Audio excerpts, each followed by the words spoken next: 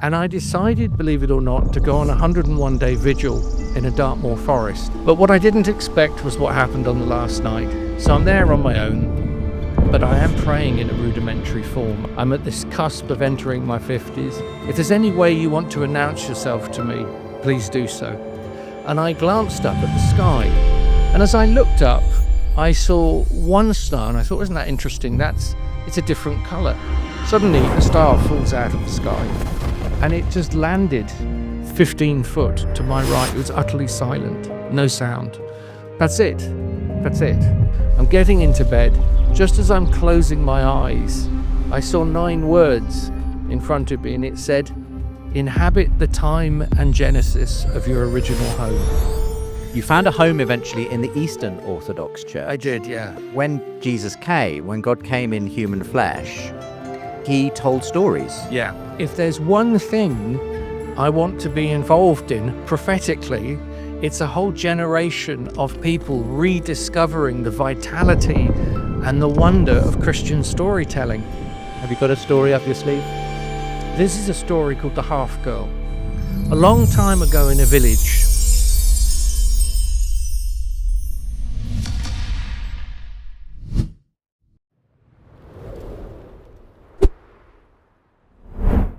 Can you give a massive big church welcome to the podcast stage? Wonderful stuff. Welcome to the Surprising Rebirth of Belief in God, live here at Big Church Festival. I'm Justin Brierley, and welcome to the stage, Martin Shaw. Welcome, Martin. Thank you, Justin. Hello. You've not had to come too far. Devon, is it that we find you normally? Devon. I live on Dartmoor, 365 square miles of wilderness. There you go. Well, we're going to talk about some of those experiences you've had on the wilderness of Dartmoor. But let me introduce you first. Martin Shaw is a mythologist, a poet, a storyteller, and he has an extraordinary story, actually, of his own coming to faith in the last several years. A miraculous encounter in the woods of Dartmoor, actually, that we'll talk a little bit about this afternoon. But also your work, your passion really for engaging storytelling, Martin, and the rewilding, let's call it, of Christianity. So maybe we could start with just a little bit of who you are, mythologist and storyteller. Tell us, what is that? What does that look like in your life over the last few decades? I think when you use a word like mythologist, you begin to feel like an endangered species. There aren't many of us left. But it is somebody that explores ancient stories, all their different layers, from cultural associations to how they feel inside your heart to, any number of layers. There's usually a PhD attached to the name, and I labored at the coalface for 6 years to get it. But the other side of exploring old stories, of course, is telling them, letting them live in the jaw. And that's where the storyteller comes in. Storytelling is an extremely wide word, of course. It means any number of things, but I am what you would call an oral storyteller, a stand and deliver, get up, tell stories. I can tell stories for up to 5 days at a time, such as Homer's Odyssey, so don't ask for it, or we're stuck. I mean, how many stories do you think you've got back there in the memory banks? There'd be a few hundred. Wow, okay. Do they curate your imagination carefully would be today's message. We live in a time where we almost have too many stories at our disposal, so I'm quite limited in what I allow in. I like that. Well, you've traveled the world as a storyteller, as a mythologist, drawing upon many different cultures and traditions in that time. And I know that you sort of had a Christian background growing up, but it was something you effectively left behind in your adult years. And I guess assumed perhaps just wasn't for you for whatever reason. Can you tell us about that and how things changed just only a few years ago? Certainly. I'm a product of an evangelical background, and I grew up at a place called Upton Vale Baptist Church in Torquay, and then later on I was at Stamford Free Church in Lincolnshire. And there were a lot of awfully positive things going on in those traditions. But what I was not really privy to at that age was a more contemplative dimension to Christianity that my soul really hungered for. I had no idea of the Desert Mothers or the Desert Fathers or any of that. It seemed, to be honest, a rather, and I mean this in a positive way, it was quite a sort of an urban experience, and there's nothing wrong at all with that. But I'm a rural character. I'm one of these bush characters, and so actually, by the time I got to 17, I needed to go on extended hiatus. I needed walkabout, because the truth was, my dad, who was and is a preacher, when we'd be walking home from church, and it was church in those days, you got mighty sermons in the Baptist movement, but it was very sermon-led rather than liturgically. I had no real sense of communion. But on the way home with the pressure off, my dad couldn't help but tell me fairy tales. And that is when little Martin's ears pricked up. And I really wanted to know more about Robin Hood, and especially Maid Marian, than I did necessarily what I'd just heard in church. That's really interesting. So you found, once you were out, as it were, in the nature, in the wilds, that your imagination sort of took off at that point. Yes, it felt uncorralled. Yeah. It felt connected. Whereas the Christianity you'd been exposed to felt like it was lived within four walls and was sort of something you just had to receive didactically. Yes. I mean, I knew enough I'd put it together that we worshipped a God that was born a fugitive and died an outlaw, that was a storyteller, less than a philosopher, was thin-skinned, troubled, disturbed in equal doses almost everybody he met whilst healing them. And I didn't understand how that kind of radical egalitarian could be the same figure that, to be honest, to me as a young punk rocker, seemed so anesthetized within the church situations I was in. So you spent a long time, as it were, outside, walking a very different path as you thought, 30 years or so. A lot of time up mountainsides and, with indigenous communities and sort of all these different experiences that you had. And I would say, in a sense, you were a very unlikely character to kind of be the person who would actually come back to church or some form of Christianity. And yet that is what happened. Do you want to kind of give us an overview of what happened? Well, it never even entered my head.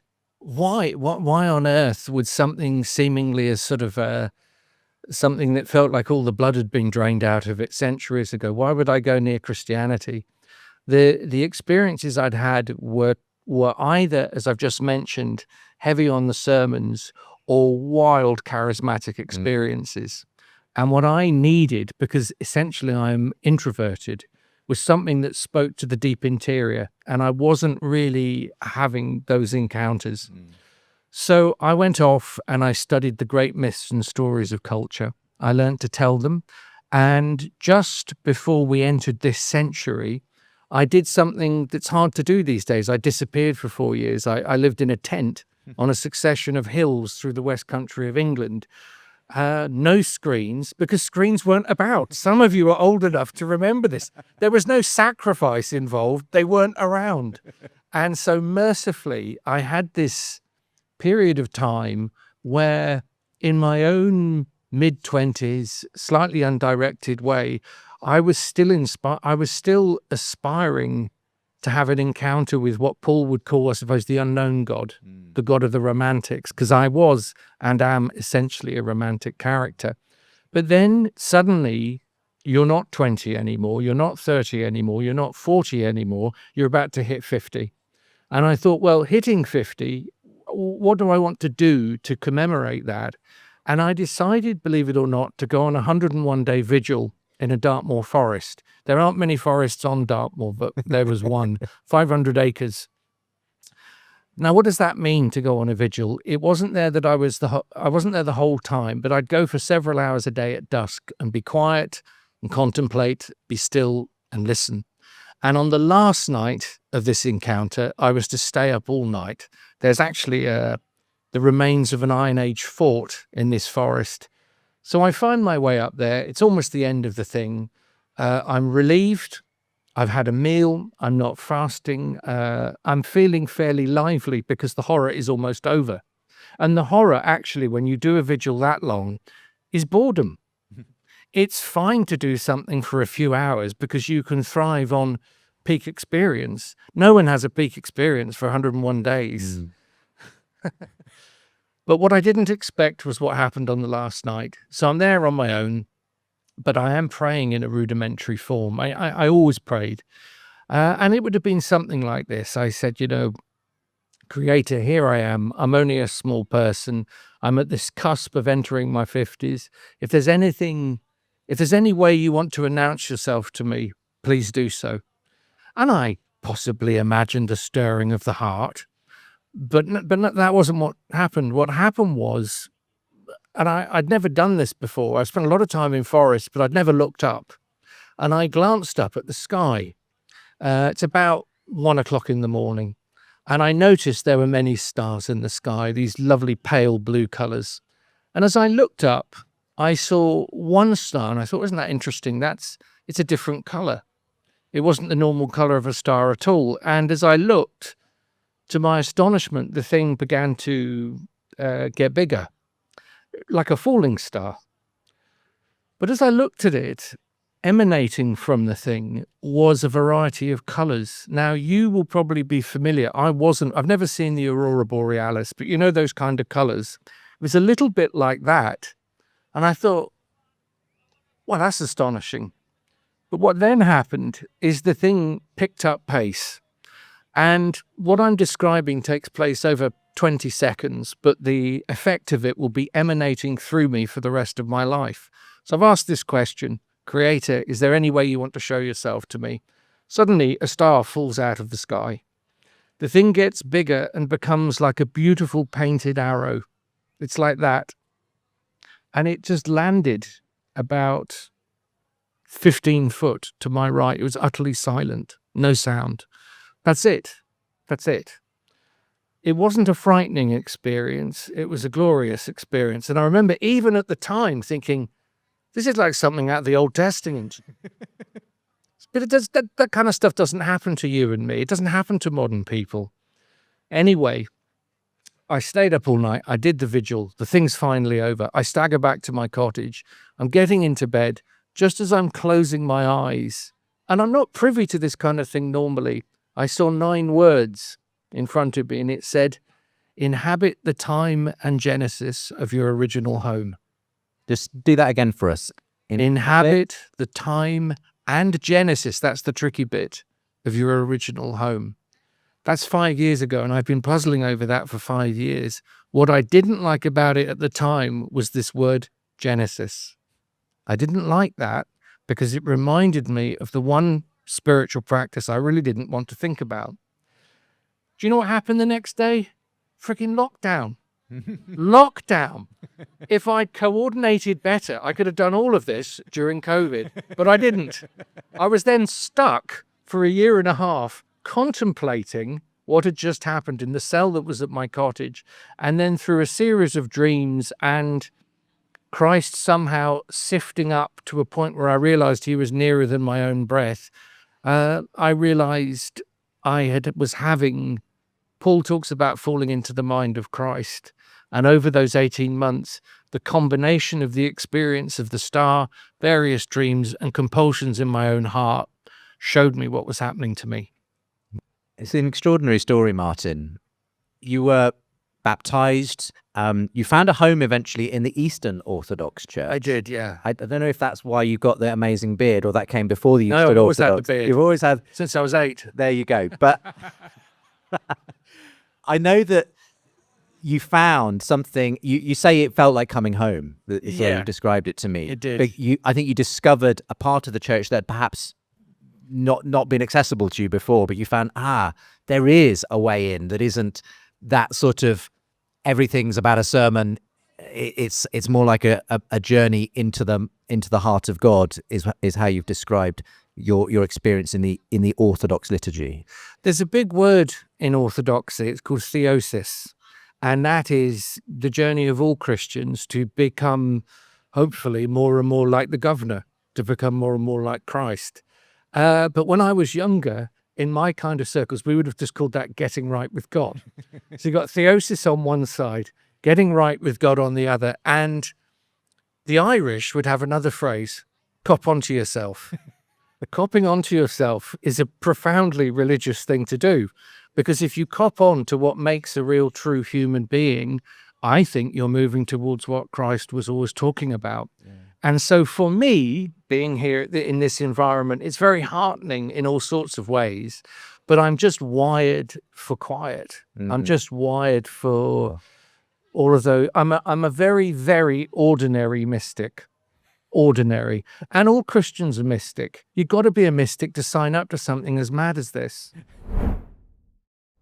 Hi there, I hope you're enjoying the show. If you'd like a free chapter from my book, The Surprising Rebirth of Belief in God, and also from my latest book, Why I'm Still a Christian, then subscribe to my newsletter and I'll send you those chapters along with updates on my work.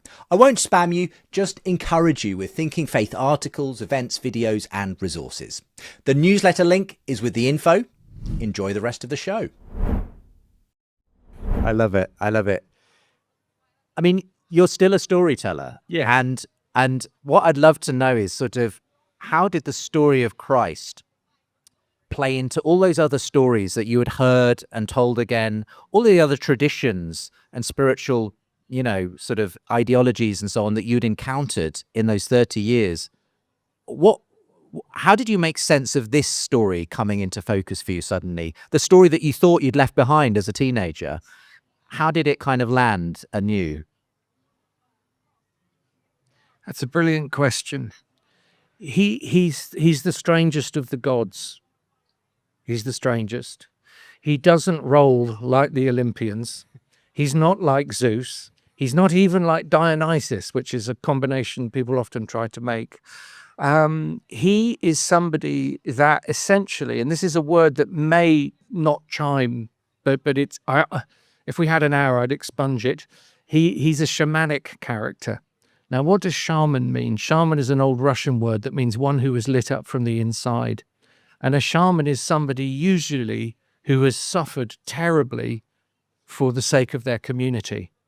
So that's a reason why many indigenous cultures recognize Christ fairly quickly, because they say, oh, we know what this kind of character is. He's what they call a crocodile man. That's what my friend Malidoma Sameh. I used to work with a man from Burkina Faso, and you'd have crocodile men in his particular, in the Dagara tribe, men who had suffered particularly. So if you had a crocodile-sized question, you went to the crocodile man, because if you didn't, you got to talk to people that can sit where you've sat. So Jesus is this strange, he turns all of the traditional heroism on its head in the Sermon on the Mount, which is why I was so frightened of him. I'd much rather have a story like Beowulf or the Odyssey rolling around in my head. But Christ is, he can't even carry his own cross if you read the Gospels. You know, he can't even, he's a different, nuanced, troublesome figure. You cannot draw Jesus with one line. You can't. Every time I read the Gospels, it seems like I'm reading about somebody else. Right. Fascinating. So you found this, how did you kind of come to terms then, in a sense, with that character? I mean, part of your story almost reminds me of C.S. Lewis, you know, well-known Christian thinker of the 20th century, who obviously had his own adult conversion to Christian faith and was in love with all of the mythologies and storytelling of the pagans and King Arthur and all of those legends and fairy tales. He found stirred his soul. And of course, it was that famous walk around, the back of an Oxford college with J.R.R. Tolkien, where Tolkien, a committed Catholic himself, was able to say to him, well, what if all of those stories are actually pointing towards a true story, a true myth, was the way that he put it. And that was a penny dropping moment for Lewis. I wondered if you had any sort of sense of, whether that resonates with you at all, that there's a sense in which those stories aren't, in a sense, false, but they might be pointing back or towards something in that way. Yeah, I would be with Augustine when he says all truth is God's truth. So if you come across something that feels redemptive and powerful and life-shakingly challenging to you, you're probably in the presence of the real.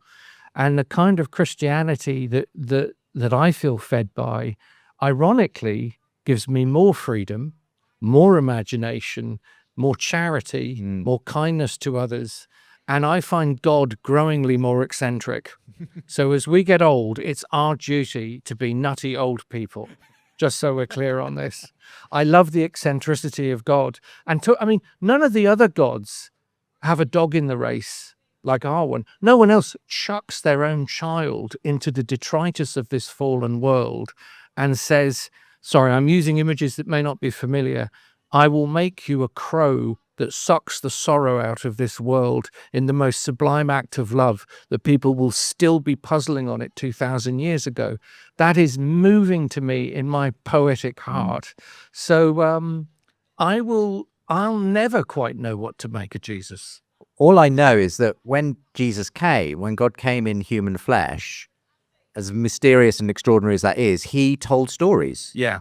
And he left us words of incredible beauty and poetry that we still use in all kinds of ways today. How important for you is, I mean, in a sense, certain aspects of modern Christianity have lost storytelling, though, haven't they? And it's so ironic, given that Jesus was a storyteller first and foremost. What's going on there? What's going on is something that is both very wonderful and a bit of a problem. It's called chapter and verse. Okay. That's the problem. I don't want to hear the first few lines of John being communicated to me in any other way than it's in the gospel. Mm-hmm. But on the other hand, what that does is it inhibits your own imagination. Do remember that we've had Christianity knocking around these islands for about 1,800 years. And I can assure you, it didn't arrive in scripted form. In a leather-bound book with the red words of Jesus. It arrived on the fiery tongues of charismatic storytellers. And if there's one thing I want to be involved in prophetically, it's a whole generation of people rediscovering the vitality and the wonder of Christian storytelling. It's dereliction of duty not to do it. Absolutely. You've got a book on that subject coming out, and you've very kindly sent me an advance copy, and I've really been enjoying reading it this summer. But Liturgies of the Wild, it's coming out, I think, in February next year. Yeah. Tell us sort of what you're trying to get across in that, and if you've got a story to hand, you'd be very welcome to share one. Blimey. Well, you know how long my stories are, so I don't want to put you through that unless you've. It'll have to be one of the shorter ones. Well, in these situations, you want to be an invitation, not an imposition. And you can turn into an imposition if you take advantage of the opportunity. The book, Liturgies of the Wild, Myths That Make Us, it's really a book saying that actually human beings get made slowly over time. And traditionally, we've always done that with stories. And so what I do during that book is each chapter is on an initiatory experience we're going to have. We're going to experience the monster of grief, or the monster of envy, or the monster of evil, and so each chapter I deal with stories and ideas that you can tell that handle the velocity of that particular encounter. So the whole book is mythically minded, but it's very rooted in the kind of lives that we live today. Have you got a story up your sleeve? Okay, I'll tell you a very simple story. Go ahead. It's 5 minutes, tops. This is a story called The Half Girl. A long time ago in a village, there was a woman having a baby in a hut. And she was straining and straining and straining, and the doulas and the midwives were around her, and finally the baby was born. And ladies and gentlemen, I have great news. It was a little girl. I have a little girl. She's not little anymore. She's 20, but you know what I'm saying. It's a wonderful thing when little girls are born into this world. But as the girl grew, it was a very strange thing. She realized there was only half of her. She had a very delicate right ear, right shoulder, right elbow, right foot. But she realized that this other half, the left half, was missing. Now, when she looked round at the other kids in the village, they were completely compact in themselves. They had a left side, they had a right side. And she started to ask everybody, where is this other side of me? Part of me is missing. She never got a convincing answer. Now she gets to adolescence. She gets to that moment that separates being a young girl from a young woman. And she decides to leave the village with her question. Sadly, on the day she leaves, nobody tries to stop her. I don't know if you can remember being a teenager. I don't know if you ever had a question that you need answering at that age. But the girl goes out into the world. And the story says she traveled for 4 days and nights. Now, when you hear that in a little story, that could be a decade in our time. So she wanders, but it's hard being in this world when there's only half of you. She has kind of half-hearted relationships. She has a half-hearted relationship to work. I know that feeling. But finally, there comes a day, it's very hot, it's a bit like this summer, and she can hear a sound up ahead. It's the roaring of a river. And she thinks, well, I'll just go and sit by that river and cool myself down. Now, as she's by that river, we call it the sacred river, she sees the thing she's longed to see her whole life. Coming down the beach towards her is another half girl. Who knew? Who knew that out in the world, there's someone with the other side? Don't ask me why this happens, but this is what happens. They don't embrace each other. They don't say kind words to each other. They kind of circle each other, snarl at each other, spit in the dust, and I'm afraid they got into a bit of slap. They got into a big scrap, and they fall fighting into that deep, profound river. For 15 minutes, no more, no less, they were not seen. Occasionally a hand came up and then down, until finally, you with me? Finally, one young woman crawled out onto the beach. Now, she's not looking her best. I'm going to, you're not looking your best when you've had a wrestle in a sacred river. She's got one eye going one way, one eye going the other. She's got a bit of a Medusa look going with the curls, drip, drip, drip. But it's one woman. Now, when you have been wrestling in a sacred river, the clue is you don't remember how this happened or how you fell in. So she starts wandering around, and she wanders for many days again, until up ahead, she sees a village, almost finished. And at the edge of the village, there's an old man and an old woman. All we know about them is that they're wearing blue clothes, and they are smiling at her quite delightedly. The old woman is hopping from foot to foot. And the young girl says, "Can you tell me where I am? I have no idea." And the old woman says to her, "Beloved daughter, do you not remember the village that you grew up in? Have you not realized yet that all the girls in the village are half girls inside their hearts? Have you not realized yet that all the boys in the village are half boys, until they have to go far out into this world to find the part of themselves that the village cannot give? When they fall into the river of divine trouble, and they wrestle like Jacob with the angel, until they find that other part of themselves. And now you have found that, we can start to dance. And with that, musicians are turning up and kids are turning up, and they're jumping up and down on the girl, and they're weeping, and they're giving her all the infusion of love she needed when she was younger. And they drag her back into the village. My goodness me, the celebration that went on. It was so wild, they say it took 7 men working 7 days just to stir the mustard at that celebration. People danced, they fell in love. Everyone was in love, even the long married. Everyone went to sleep. They got up again. They did it again and again and again and again. And then when all of that had finished, the full woman that had once been the half girl sat in the middle of the village, and she started to tell all those stories that didn't make sense when she was younger, suddenly had become a great symphony inside her own heart. And for the rest of her life, she was the first storyteller in that village. And when she died, they say truly, a tree grew exactly where she used to tell the stories. And from then on, all the storytellers since in that village sit, when the day is hot, under that tree and receive the medicinal nutrients of story. That is the story of the half girl. So there you go. Thank you.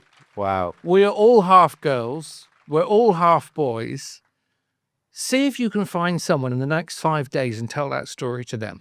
Hold on to it, because when you tell it, something will happen. There'll be some vivacity in it, some weird spark of imagining that's not there in my telling. Beautiful thing, eh? We're going to go to Q&A in just a moment. So be thinking of what question you would like to ask Martin. It might be around storytelling. It might be around his own journey. It might be around a question you have around faith that Martin might be able to speak into. So we're going to come to those in just a moment. My final question before we do that, Martin, is a story like that you've just told, what does that do to us that sort of, I don't know, a sermon doesn't do? How, and are we, you know, in the Gospels, when Jesus told parables, he sometimes just left them there hanging. Yeah, I did. Sometimes his disciples came to him after and said, can you explain this to us? And he maybe explained something. What do we do with the story? Do we let it just sit, or do we sort of go and analyze it? What's your recommendation? Don't tell the story what it is. Okay. That's the key. Court the story, trail the story, don't trap the story, because these stories will get hurt feelings and they'll bugger off. They don't want to be stretched on the rack of allegory all the time. That's the trouble. When people come to me and they say, I've got this problem and I need a story to illustrate the problem. No. Let the story prowl around the room. Otherwise, here's a big idea. You're not working with a wild animal. You're working with a pelt, pretending it's a wild animal. Those are the books that sell 1 million copies, by the way. Okay. Unfortunately. Yeah. So, leave space. I was talking to a man called Mark Vernon, who you would know. Mark Vernon has an idea. It's only an idea, but it's a lovely one. He says, I'm sure part of Jesus's parables were designed to give people nervous breakdowns. He's designed to sort of turn you round and around, and he doesn't come. Yeah. He's very rarely obvious. He very rarely answers anyone's question straight either. He tells a story or he asks a question back. Is typical Jesus. So, hi there, it's Justin again. I love bringing you these conversations, but I can't do it without your help. Please do consider becoming a monthly supporter of my work. And as a thank you, you'll get early access episodes and bonus content, and gold supporters even get free signed copies of my books and the chance for a monthly catch up too. The link to support is with the show info. Right, well, we've got some time for questions. So I wonder, have we got any hands? I'm looking for hands. I can see a couple in the middle here where we could begin. Dan, thank you very much. I will just ask you to keep your questions as short as you can and hand the mic back after you've asked it. Thank you. Hi, Martin. Hi, Justin. Loved listening to this. So, Martin, I'm just wondering, do you do any kind of events where you take a load of people out onto the wilderness or the Dartmoor Hills, and you sit around and you do a meditative journey together and tell stories and that kind of thing? And if you don't, why not? Luckily, the aggression in your question, I can immediately counter. Yes, for 21 years, I've done nothing but that. Go online, Dr. Martin Shaw, and you'll come across the School of Myth. I have many programs and courses you can do, but I also do something called the Peregrini Sit. Now, I believe you've just signed up for it in that question, which is a 4-day and night fast in a wild place where you will get as many stories from me as you could possibly want, but then you will sit like Anthony of the Desert with your ass on a hill for 4 days and nights and listen for that still small voice. So yes, there's a ton of that going on. I love that work. There you go. Brilliant. You signed up by the sound of it. You did, yeah. You got yourself a 4-day fast. Okay, we've got another question behind, but also one here. Yeah, let's go for it. Did the Lord ever tell you the meaning of the starry arrow? Not yet. I think I probably it's in me all the time. It's in me all the time. Now, the thing for me for a while was, should I talk about it? Should I talk about it? And what I did feel that God said to me was, I gave you 18 months during lockdown. That was just for you. But if you look at the Gospel of Matthew, there's a certain point, I think it's in Matthew, where he says, what I gave you as a whisper, you now have to shed on the rooftops. So actually, whilst those things remain mysterious to me, what I do know is I had a moment where they were for me to gestate and land, and then I had to communicate them. I mean, if I could follow up with that, how does it get received? Because you talk to a lot of people, not just, Christian audiences, which might be quite open to the miraculous, but maybe people who are maybe a little bit more skeptical about all this stuff. Do they Do they raise an inquisitive eyebrow and say maybe it was something you were smoking that night, Martin? Is You there know, a kind of... you'd think. Yeah. You'd think. No. I don't understand why. It seemed I seem protected in some fashion. Wow. That people may say that's not for me, or that's signs and wonders. I don't want to know about that, you know. But no, weirdly, there's been no cynicism about it. There's just been disappointment. Disappointment? Yeah, that's what I'm on the receiving end of all of the time. Is I'm not angry. I'm just profoundly disappointed Just with your life explain that a bit choices. more. Who's disappointed in this journey you've... People would be, you know, I had a lively life long before this happened. And for some folk, because Christianity is it's so lit Catholic in the best sense of the word, it's so eclectic, people thought that I had sort of signed up to a kind of Donald Trump vision of the world. And many of my friends in indigenous communities would see certain elements of Christianity as essentially colonial. Right. And so that would seem backwards in comparison to the kind of relationships and the way that I'd been thinking and talking for 25 years. Did you... So you lost some friends I in the did, yeah. process? You know what? Jesus says, come find out. And he doesn't say, come find out, and all insurance policies will be put in place and all will be well. He says, this is going to be extraordinarily tough. And there's a narrow gate. And I knew that. I knew the memo through my own family and my parents before I did this. Yeah. Let's have another question. I think we've got one at the back here. Yes, hello. Thank you very much for this time enjoying ourselves. Thank you very much. There's this theory called the death of the author. In your last words, you were talking about the story that had to be alive, that you had to should not contain it in a certain interpretation. And in the death of the author theory, it's a bit. I wonder if it's a bit the same thing, where the author in what he's trying to say in his art, it doesn't matter anymore, and you have to let his creation live by itself, and it seems a bit in contradiction with what the Bible tries to be a message from an author that is trying to tell us something. So I wonder what do you think about this theory of death of the author? Wow. There's a poet called Keats, and Keats says to be a grown-up, you have to live in something called negative capability. And negative capability means paradox. And so your question is a question of paradox, really, because all Christians are in service to something that has a clear message that is much mightier than them. However, God has always used charismatic people, always. And that means you have opinions and moments, and sometimes you get things right and sometimes you get things wrong. So what I had to do with the peculiar little skill set I have, which is not very big, but I have it, is to present as cleanly as I could what I thought I had been bequeathed to deliver. But once you've done that, which is what you're getting at, there's two things. One is you hope the Holy Spirit lives in that work and gets to work on other people. And then if they have a profound interest in the Christian journey, I would point them towards the seasoned professionals. Thank you very much for the question. I can see another hand here and perhaps one or two more on that side. Thanks very much. Be seeing the answers to climate change and a lot of things going on in the world with indigenous knowledge. Oh, we're just losing you occasionally. Just keep going. It's coming and going. I think I just wondered whether there's a way of sharing everything you've been saying about your exposure indigenous with those stories.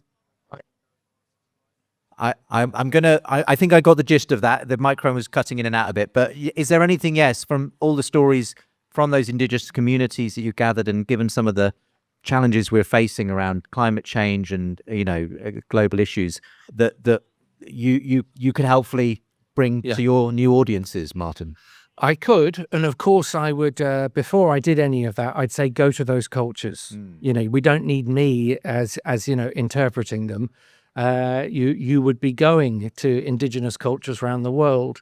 So yes, those stories are filled with ecological information, because the old indigenous idea is that the world that God created thinks in myth. The cormorant thinks in the way that it thinks. The river thinks in the way that it thinks. The mountain does. Now, that doesn't mean I'm not animistic in the pagan sense of the word. I'm pantheistic in the orthodox sense of the word. In other words, God inhabits this world. He inhabits rocks and minerals and plants, but he also has one foot outside the universe as well, which is a brain melter, let's be honest. What I would like to say in response to it is, if you are a Christian and you're interested in stories that have a particular ecological awareness, we have an enormous treasury of them in the saint stories, particularly of Ireland and the Celtic world. They're filled with reverence for nature. They talk across the hedge and across species all of the time. And I was not very privy to that. Also, there's a little book called The Green Bible that you can get. I can't remember who authored it, but all references to ecology and the state of things that are in the Bible are in this book. And when you get to them, they're in green. Reading your forthcoming book, you referenced a book that I hadn't come across, but I think it's due to be released soon. I think it's called the First Nations Bible. Oh, yeah. Tell us a little bit about that. Yeah. There's a new, I think it's the whole Bible. There is a First Nations telling of the Bible. You'll recognize the stories immediately. There's been no whittling with the stories. But for example, Jacob would be called heel grabber. So you just it rehydrates because that's what we need. We don't, I think, necessarily need tons of new stories, but we need more inventiveness and playfulness in a way around the way we tell these old stories. And so this wonderful book, it's out. Yes. It's out, but very recently, that you should read. It's a First Nations version of the New Testament, and it'll just rearrange your head a bit. It'll be like you're hearing the stories for the first time again. What I'm trying to do in my own work is build up an entire, almost like, a prayer rope or a rosary. I have a kind of prayer rope of stories from Genesis through to Revelation, and each one of them is a story that I kind of lovingly sit with and now tell, just like I told the half-girl story. And if you want to join me, come to Walsingham on November the 15th, where I'm leading a pilgrimage. It costs nothing, come and join. Paul Kingsnorth is coming. Wonderful. And people are coming, and they're not just Orthodox, they're not just Catholic.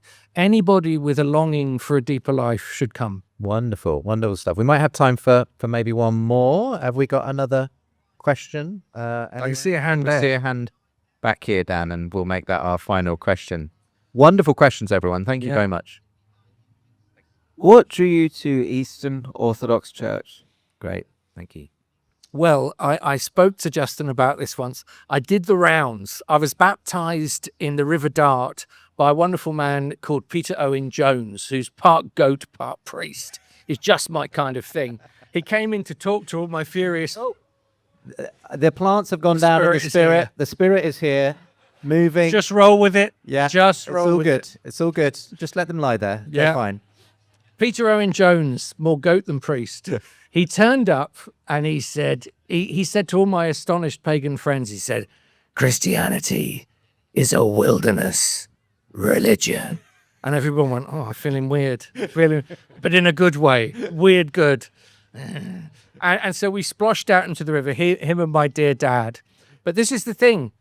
In my father's house, there are many rooms. For which room is a degenerate like me going to go into? Of sinners, I am the first. So I tried the Baptists, and I really liked the Baptists, and I tried the Catholics, really liked the Catholics, went here, there, and everywhere. And then one day I was in a shopping centre. It was on a Sunday. And next to all the shops that were selling vapes and pornography, there was a tiny little Anglo-Saxon church. And I just walked into the middle of something called Divine Liturgy. It's our version of communion. And I entered a very profound experience of heaven and earth joining. It lasts for a couple of hours, and it just immediately delivered to my mystical heart absolutely everything that I needed. Orthodoxy is a peculiar mixture of formality and total anarchy. And I really like that. We don't rehearse much in Orthodoxy. We don't get together on a Tuesday and go, so let's go through the songs. Is Audrey, are you here? No, we don't do any of that. We're in. And I like the austerity. I like the fact that it says we live in a culture that is addicted to feasting and knows nothing about fasting. I like the fact that somebody as sensual as myself needs a course corrective every now and then. I'm a believer in making a covenant with limit, and Orthodoxy has helped me make a covenant with limit. But I want to speak specifically to the strange eccentrics amongst you who, from a distance, Orthodoxy can look a little severe. Or, and this is a travesty, people say, where are the women? Where are the women? Good Lord, go into any Orthodox church for 5 seconds. You'll find out where the women are. You'll find out where the women are. They're everywhere. And in fact, a divine liturgy, most of our theology is sung. It's sung. It's not a priest at the front giving homily after homily. And what are the voices that you hear singing?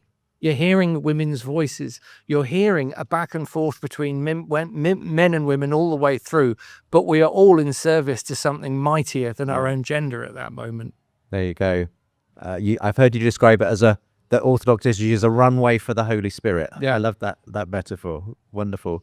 Thank you so much for sharing so candidly your story and some stories from the backlog of stories you've got in the mind there, Martin. Thank you. Can we give a round of applause to Martin Shaw? Thank you very much.